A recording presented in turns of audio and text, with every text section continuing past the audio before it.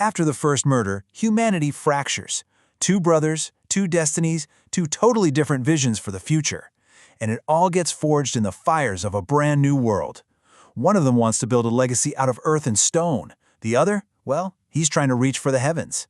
Let's dive into this epic story of humanity's very first two bloodlines. And that's really the question at the heart of all this, isn't it?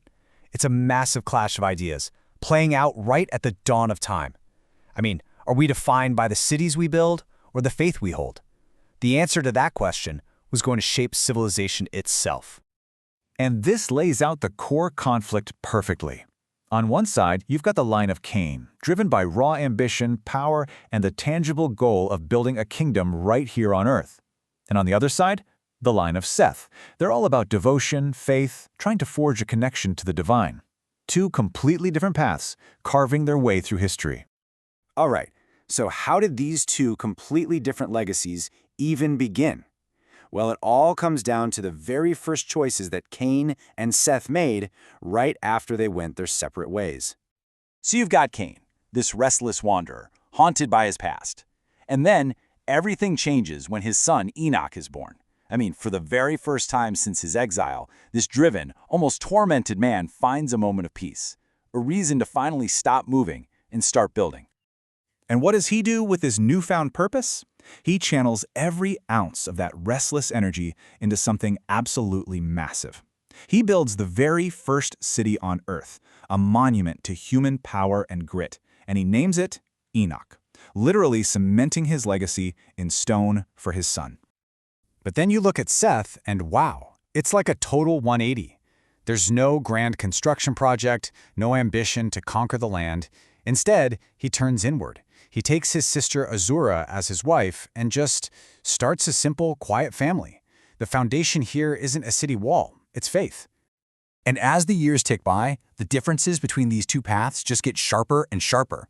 While one family line is busy raising walls, the other one, well, they start to raise their voices. A new kind of spiritual awareness begins to wake up in the world. And the spark for all this? It's Enos, Seth's son. His birth is a huge turning point. Now, to call upon the name of the Lord doesn't just mean a personal prayer. This is the beginning of public, communal worship. It's the moment humanity, as a group, starts seeking God together. But here's the really interesting part. The reason Seth gives for this spiritual awakening, it's a warning.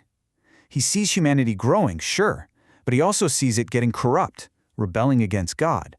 So this big spiritual moment, it's born out of a real sense of dread for what's coming. And yeah, that darkness he was worried about, it doesn't just creep in. It hits like an absolute tidal wave. Humanity's rebellion sparks a divine reaction that is going to literally scar the face of the planet. So, how did it all go so wrong? Well, it was like a three-step nosedive into total chaos. First came transgression, a huge, widespread rebellion. Then, that rebellion took physical form, idolatry. Men literally started building new gods for themselves. And finally, total abandonment, as they turned their backs on the Lord and bowed to things they made with their own hands. The consequence is swift and just, devastating. The Lord causes the Gihon River to overflow, and a catastrophic flood wipes out a full third of the world. An unimaginable judgment for an unimaginable rebellion. And if you thought surviving that was the end of it, not even close. For those who are left, the world is broken. A brutal famine grips the land. The very earth which used to give them life now seems to turn against them, spitting out nothing but thorns and thistles. The original curse is fulfilled in the harshest way you can imagine. And yet, even in this, completely shattered world, life finds a way. Both bloodlines, Cain's and Seth's, somehow manage to endure. They both find a way to keep their legacies going, right in the middle of all this devastation. And this timeline just perfectly shows you how they both kept going side by side. So in the year 288, Cain's ambitious line continues when Irad is born to Enoch. But then, look, Seth's line of faith is still going strong. In 325, his grandson Cainan is born. Then it's back to Cain's lineage, and Mehujael is born in 358. Both families are pushing forward, separate, but at the same time. Okay, so out of all this destruction, something really interesting starts to happen. A new kind of strength emerges from the line of Seth. And it's not the power to build cities. It's the power to rebuild minds.